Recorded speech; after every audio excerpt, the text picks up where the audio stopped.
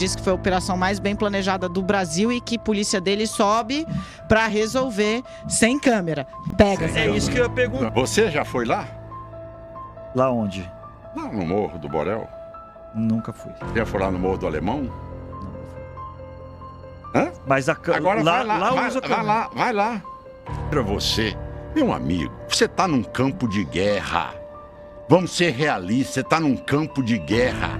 Vamos parar com esse eufemismo, tá certo? E vamos para a realidade como ela é. O senhor não estava a perguntar sobre o outro poder que também vive uma crise talvez até maior do que o Congresso, que é o Judiciário, mais especificamente o Supremo Tribunal Federal. Sim. Nós temos ouvido e visto várias forças políticas da direita e da esquerda defendendo uma reforma do Judiciário, mudanças na estrutura, na maneira de nomeação de ministros e nos códigos éticos e tudo mais. Estou falando de Flávio Bolsonaro, a José Dirceu, a Guilherme Boulos. Qual é a sua avaliação da crise do Supremo e como resolvê-la, especificamente sobre dois ministros, Alexandre de Moraes e Dias Toffoli, que são os mais encrencados, digamos assim? Bom, mas você tem que fazer uma retrospectiva curta, não é? Pode fazer, se for curta. Entre os que foram indicados pelo PT também foram indicados pelo PL, não é verdade? Então, você precisa de saber que o que você fala, por que não foi feito? Então, essas pessoas não têm o direito mais de fazer isso. Falou, por que não fez? Você já foi presidente, por que você não fez? Então, essa farsa é que não dá mais para conviver com ela. Certo? Nós temos um projeto, que foi até relatado pela Ana Amélia, senadora, tá certo? Que propunha, tá certo, um mandato de 10 anos e propunha também que viesse uma lista pré-ordenada para que o presidente decida. Tá? No decorrer desse tempo, evolui-se também para que seja um fator limitante, a idade. Só a partir de 60 anos de idade, que aí sim você reconhece a autoridade de ser uma pessoa que tem um legado de conhecimento jurídico, constitucionalista renomado, e que essa pessoa, então, receberia essa função como guardião da República e da Constituição, e que ele encerraria a sua vida dentro de uma função que é a mais alta que tem do Supremo Tribunal Federal. Agora, em relação aos fatos que você coloca en passant, eu diria a você, e repito aqui, certo? O Supremo Tribunal Federal tem que dar à sociedade a resposta que a sociedade espera de cada poder. Veja bem, por que o Lula não fez? Por que o Caiado fez? Por que eu tenho terras raras e o Lula nunca desenvolveu isso? Ele não sabe nem o que é terras raras pesada. Deixa eu... Ele não sabe nem o que é tabela periódica. Eu preciso guardar aqui um grau de igualdade com os nossos demais entrevistados, mas a gente já estourou 5 minutos e eu não quero ir embora sem falar de algumas coisas. Então eu vou pedir. O senhor falou que viu falhas, né, ou que não houve melhoras nos governos do PT. O presidente Lula se orgulha enche o peito para dizer que tirou o Brasil 2 vezes do mapa da fome. Eu quero entender qual que é a política social do Ronaldo Caiado. Esse é o ponto 1. E aí, se der, a gente podia fazer um bate-bola, jogo rápido sobre alguns temas que você tentou trazer e não conseguimos. Então vamos lá, mapa da fome. O Lula ganhou a eleição, seu 5º mandato. Eu vou tirar o Brasil da fome. O Brasil é o maior produtor de grãos e proteínas do mundo. Tá certo? Por que nós já tiramos nos estados? Hã? Nós quem, nós, cara sim. pálida? Sim. Por que você não vê essa situação da fome no Rio Grande do Sul?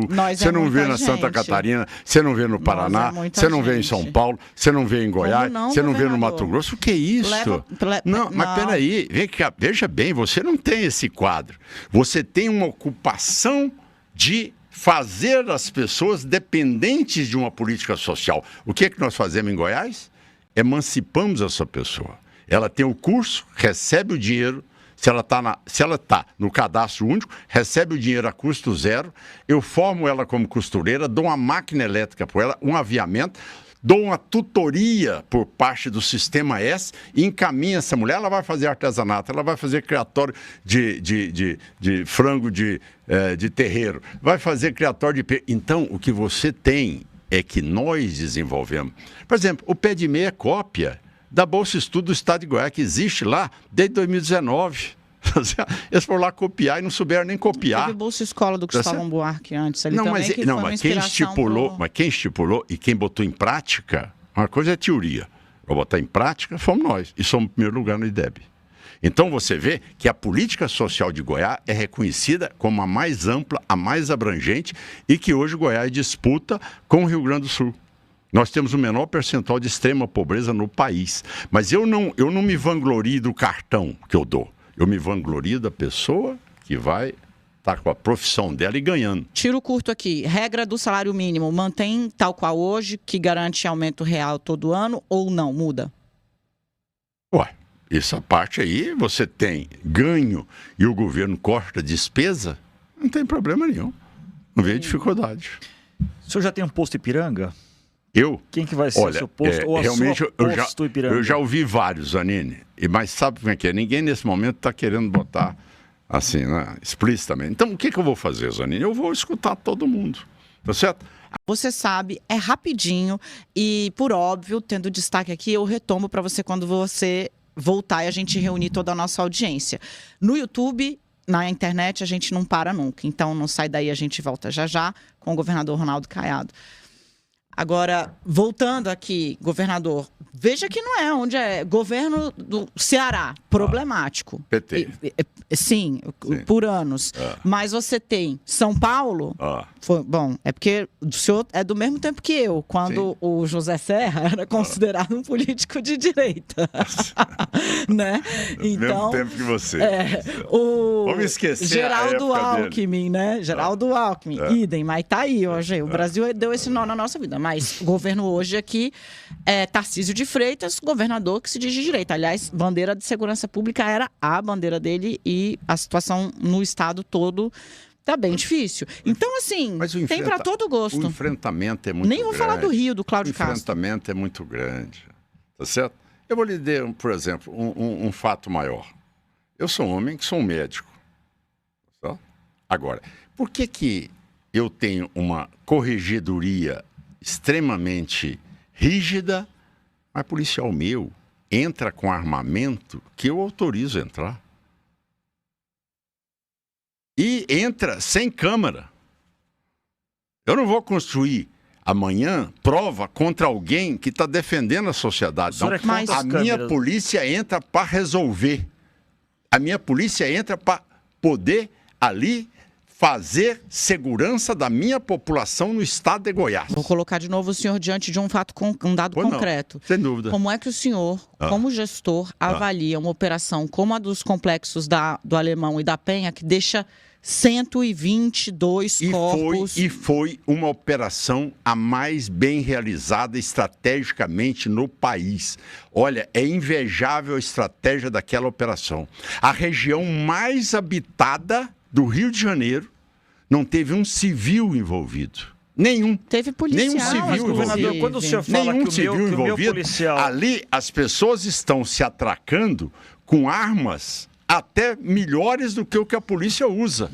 Eles têm um armamento chamado .50 que a polícia não tem. Essa arma, ela perfura carro forte. Ela é arma de guerra. Eles hoje têm drones para soltar ali granadas e bombas.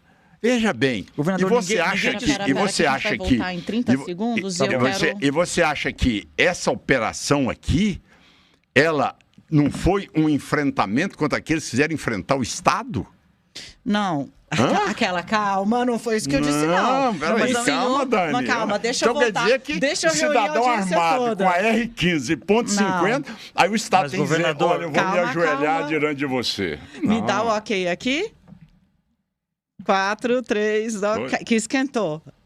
Governador. Calma, reunimos toda a nossa audiência. Eu tô aqui, segurando, entendeu?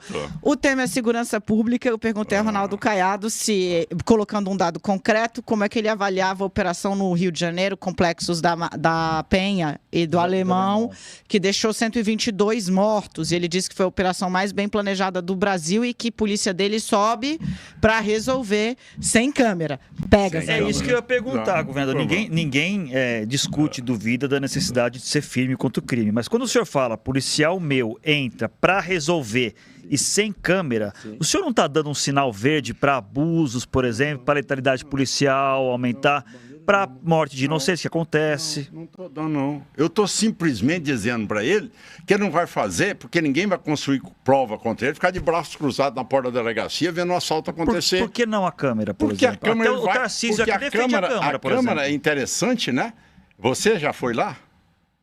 Lá onde? Lá no Morro do Borel. Nunca fui. Você já foi lá no Morro do Alemão? Nunca fui. Hã? Mas a câmera... Agora lá usa a câmera. vai lá.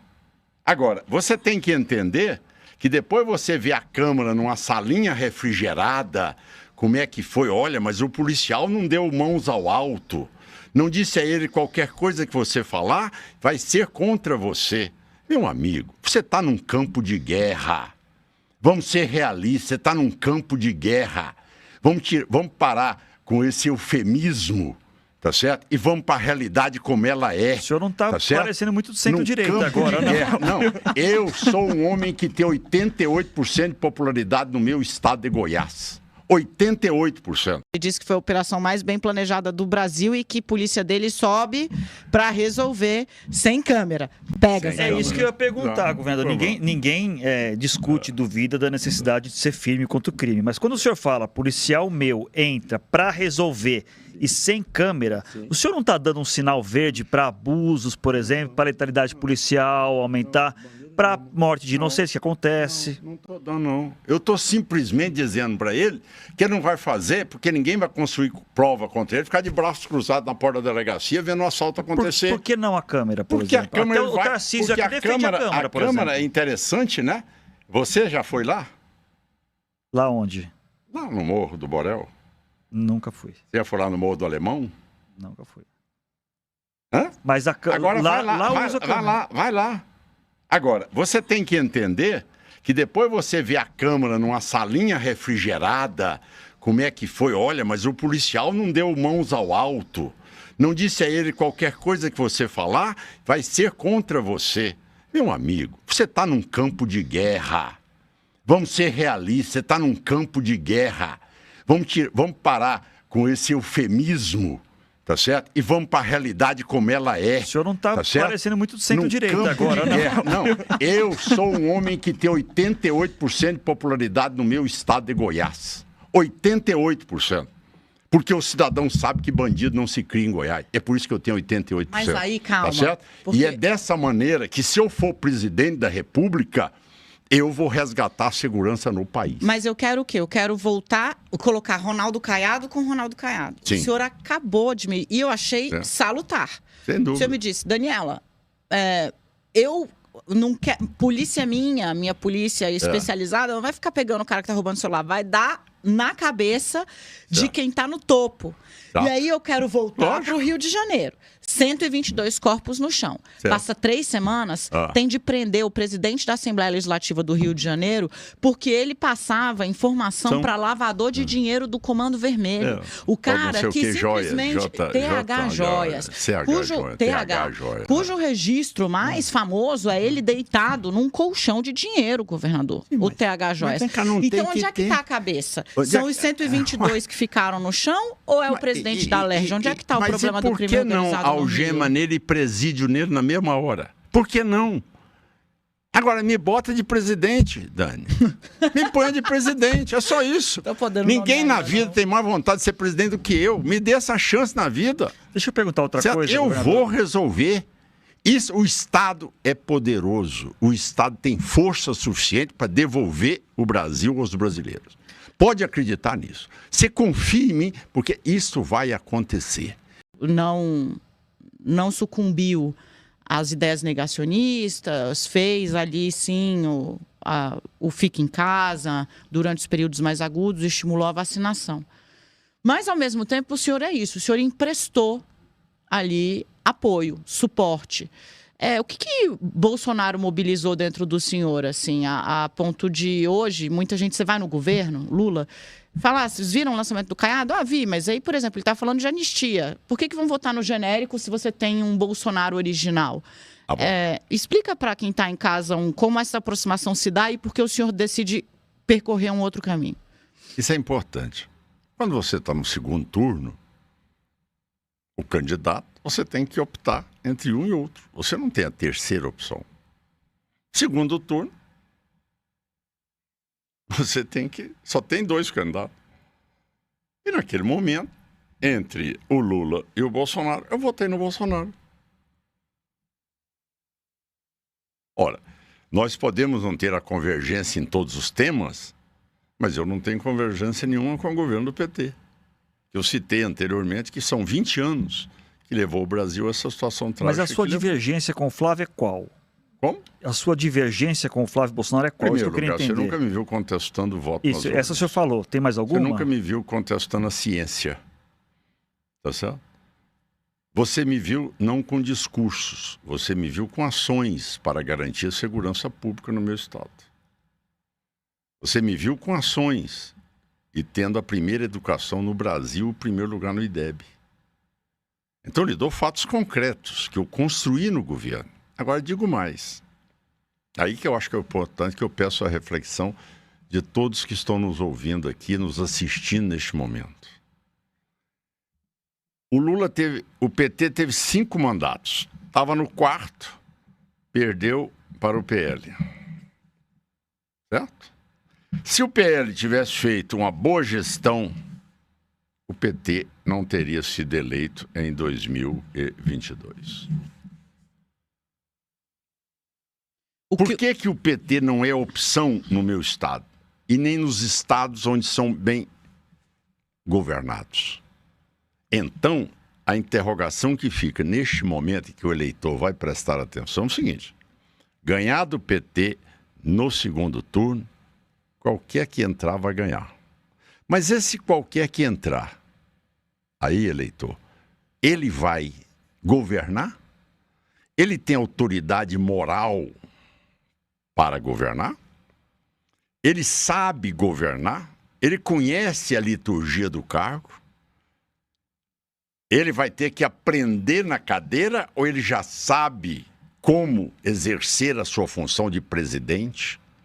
De chamar o presidente da Câmara, do Senado, do Supremo e dizer: essa é a realidade do Brasil e vamos tomar decisões concretas agora, e da agora para frente tem presidente da República.